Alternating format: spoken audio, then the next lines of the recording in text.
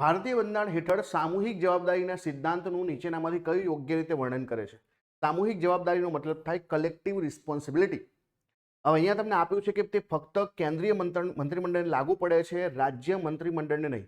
તો આપણે જાણીએ છીએ કે આ તો સંસદીય પ્રણાલીનો કોન્સેપ્ટ છે, જ્યાં ધારાસભાને જે છે મંત્રીમંડળ જવાબદાર હોવું જોઈએ. તો એ કેન્દ્રમાં પણ લાગુ પડે, રાજ્યમાં પણ લાગુ પડે.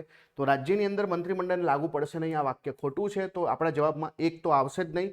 તો એક અહીંયાથી નીકળી જશે, અહીંયાથી નીકળી જશે. ચલો બીજું, તેનો અર્થ છે કે મંત્રીઓને મંત્રીમંડળના નિર્ણયો સાથે વ્યક્તિગત રીતે અસંમત હોવા છતાં જાહેરમાં સમર્થન આપવું જોઈએ. આ જ બતાવે છે એમની કલેક્ટિવ રિસ્પોન્સિબિલિટી કે ભાઈ તમે મંત્રી છો અને તમે જે છે મંત્રીમંડળના નિર્ણયથી અસંતુષ્ટ છો, તો તમારે ધારાસભાની અંદર, સંસદમાં, લોકસભાની અંદર જઈને તમારી જે છે બહુમતી એમના પક્ષમાં જ આપવી પડે, એમની સાથે સહમત થવું પડે, નહીં તો રાજીનામું આપવું પડે.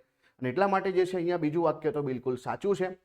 પછીનું જે છે વાક્ય છે કે રાષ્ટ્રપતિ ગેરવર્તણૂક માટે વ્યક્તિગત મંત્રીને બરતરફ કરી શકે છે, ભલે મંત્રી પરિષદનો વિશ્વાસ જાળવી રાખે. તો રાષ્ટ્રપતિ ગેરવર્તણૂક માટે વ્યક્તિગત મંત્રીને બરતરફ ડાયરેક્ટલી ના કરી શકે ને. કોઈ પણ મંત્રીને જે છે દૂર કરવો હોય તો રાષ્ટ્રપતિ દૂર કરી શકે, પણ એ પોતાની રીતે ના કરી શકે. બરાબર, એમની પોતાની જે છે ડિસ્ક્રેશન નથી અહીંયા.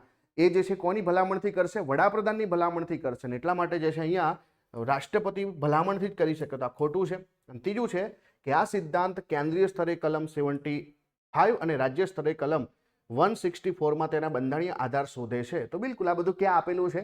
તો 75માં. અને એમાંથી જે છે આપણે જાણીએ છીએ ને કે એ રીતે આપણે જે છે રાજ્યનો પણ આર્ટિકલ છે. તો રાજ્યનો આર્ટિકલ છે 164. તો અહીંયા શું આવશે કે ભાઈ બીજું વાક્ય અને ચોથું વાક્ય અહીંયા સાચું છે. તો જવાબ આવશે આપણે 2 and 4. Option number A is the right answer.